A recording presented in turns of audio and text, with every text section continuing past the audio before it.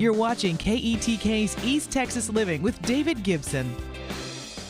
Welcome back. Joining me now is Glenn with the Young Audiences of Northeast Texas, and Tom, a music teacher and director of East Texas Youth Orchestra, and they're here to discuss the 2026 Arts and Education Awards. How are we doing today? Good morning, David. Wonderful. I'm doing awesome. So, Glenn, tell us a little bit about this special guest you have here with us. Okay, well, David, first of all, I love coming on your program and talking about the arts and talking about arts educators especially, because I know that arts teachers are one of the main reasons kids look forward to going to school every day.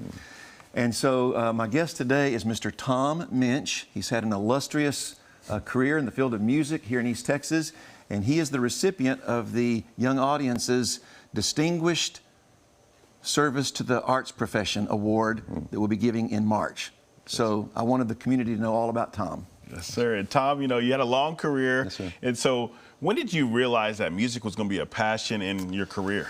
Well, it's actually my senior year in high school. I made the All-State Band and achieved the first chair trombone and chair, and I was playing a solo, and the first connection of musically emoting really connected me at that point. And I went through a season for my first semester in college where I wasn't doing music, and it was a very rough time for me. And so I realized at that point in time that I had to be involved at some level, whether it be performing or educating. I've had the distinguished opportunity to be able to be a performer as well as an educator amongst a lot of different media. So. Yes, sir. And you know, you have experience teaching and conducting student musicians at all levels. But what age group, of students, do you find the most rewarding? Boy, that's a tough one because within each age group, you generally have obviously different skill sets. And so the younger, obviously, you have to be more basic in terms of your educational delivery style, as well as what level that you talk about. And so I got to tell you, it's near impossible for me to really tell you what my favorite is, because there's so much diversity in terms of the level of teaching that you can do as an arts teacher, from college as I am now, but also in middle school band or anything like that. So you just have to exercise so many different mental muscles and artistic muscles when you're dealing with that diverse level of teaching. So. Yes, sir. And what's your most fond memory of your career up until now? Well, you know, it's really tough to calculate exactly, because, you know, with so many different experiences that I've had. I mean, I can remember performing in Tomsk, Siberia as a trombone performer.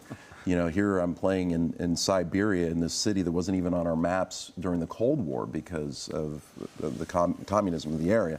And so, you know, that experience too, with my Tyler Junior College band program, taking them to a marching contest after we had to play the Rose Parade, followed by a football game, and then have to drive to Longview and have 3 performances all in one day. And to see the energy and excitement of the kids that were watching us as well as the band. But most recently, one of my most favorite experiences is taking my wind ensemble at White House High School to the Meyerson Symphony Center and performing there, and having that level of experience. And so, you know, like I said, as a performer, my recital as a master's student, but also performing at San Antonio and as a soloist with one of the honor bands there, is also another distinct remembrance I have, fond memory. Yes, sir. And what do you hope to be most remembered for when you approach the end of your career? Transparency, and also a man of integrity, because as educators, we have to live in glass houses. You have to have people trust you, and you have to walk in such a way morally in order to be able to have that trust given. And so I've tried to live my life in light of accountability to others. And so, you know, I want to be known as an accountable person, but also as a man of integrity who strives to live at peace with all in order to be able to teach all. Because the main lesson that I've learned, both as an educator and as a leader, is people really don't give a rip about what you know, but they do care about the fact that you care about them.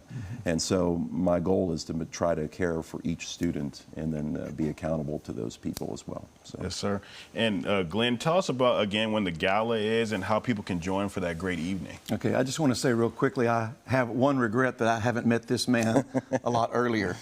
Tom, I really enjoy spending time with him, and I'm looking forward to building a close relationship. But yes, our gala is going to be on March 19th. That's a Thursday evening at the Willowbrook Country Club. This is our 15th annual event, and we'll be honoring 6 different educators. Tom is one of 6.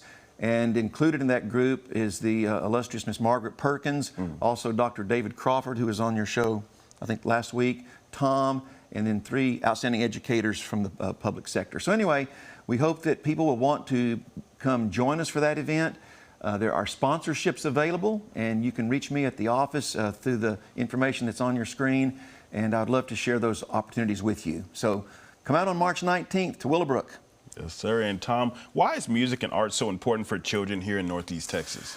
Well, over and above any other subject, the arts and music have shown to be able to help students cognitively develop faster, but also at a higher level than students that are not involved with those activities. And it's marketable, it's testable.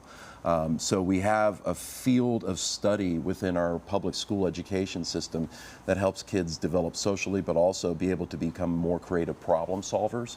And you ask most of the medical field, you ask people that are taking students to become medical doctors, whatever, they look for music people, they look for artists, because we think differently. We think more collaboratively, but we also think more creatively in our problem solving skills. Yes, sir. Well, thank you all so much for coming in and telling us all about it. Thank you. Thanks, David. Thank Yes, you, David. sir. For more information, go to the website right there on your screen, or scan the QR code right there on your screen.